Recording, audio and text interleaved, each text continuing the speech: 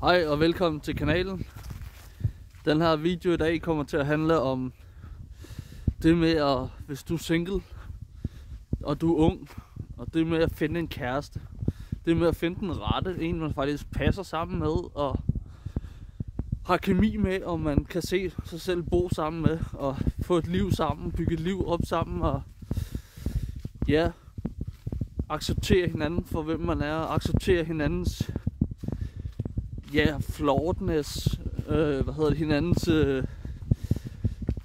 hvad kan man sige, usikkerheder,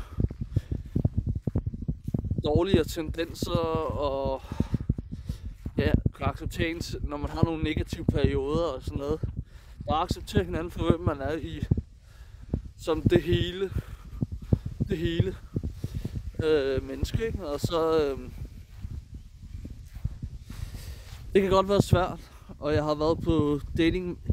Jeg fandt min ekskæreste på Tinder for nogle år siden, og nu har jeg været på Tinder. Jeg har været på dating.dk, jeg har været på flere andre sider, og der har bare ikke været bid. Der har bare ikke været der har ikke været nogen jeg har klinget med. Jeg synes der er en tendens til at dømme meget på, jeg synes da ikke at jeg har grimme billeder, men dømme meget på overfladen, dømme meget på, hvad for en uddannelse har du, og hvor meget tjener du, og alle de her ting her, som der er nogen der går meget op i.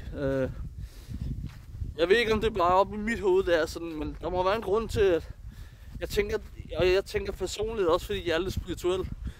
Jeg tænker, at der er en dybere årsag til, at der skal gå så lang tid, før man finder tosomheden, finder sin soulmate, finder en, man bare kan have det godt og udvikle sig sammen med og støtte hinanden. Og alt det her, der nu indebærer et forhold. Det kan godt være svært, men jeg tror seriøst, og jeg tror også på Gud, kan man sige, og på at der er nogle dybere sandheder og sådan noget, i dybere mening med tilværelsen. Så jeg tror helt klart, at det er universets måde at sige til en, at man skal lære noget først, før man bliver sat sammen med den person, man venter på. Man skal lære for eksempel at elske sig selv og acceptere sig selv for hvem man er.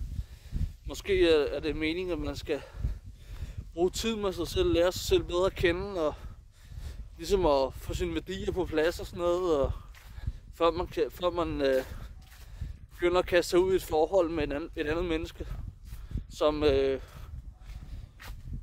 før du bare kan, så det ikke bliver alt for kaotisk og sådan noget. I hvert fald så er det bare et tegn på, at det ikke er tid. Når tid er, vil det ske. Og det kan godt være, at det ikke bliver over nettet, at man finder en. Men at det måske mere er, at man skal ud i virkeligheden et eller andet sted. Og ja, det er også svært, når man ikke... Det er en hård kamp. Men det er måske på et tidspunkt. Hvis man put yourself out there, som man siger.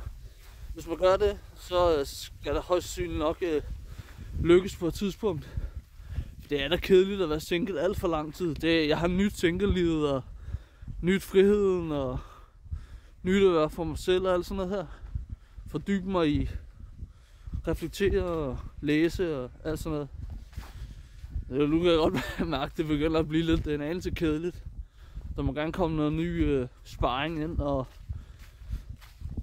nogle nye input og sådan noget. Det er to hjerner tænker bedst, som man siger. Så var det bare en selv hele tiden at dreje sig om.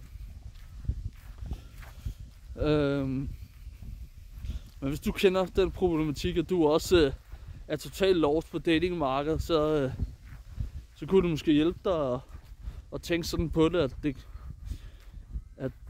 at de højere magter har en anden plan. Det kan godt være, at det ikke er den eneste som du skal være gift med i hele livet og være sammen med hele livet, men at det måske er på en periode. Det er det, de siger over i USA. En person er der i dit liv for a reason, for a season, og for, hvad er den tredje ting? Season, reason, og så en tredje ting, jeg kan ikke huske det. Men personer kommer ind i ens liv eller en lektie, at man skal lære et eller andet.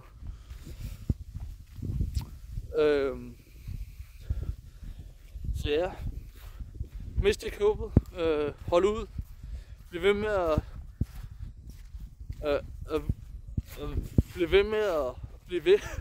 med at søge og ikke give op og sådan noget.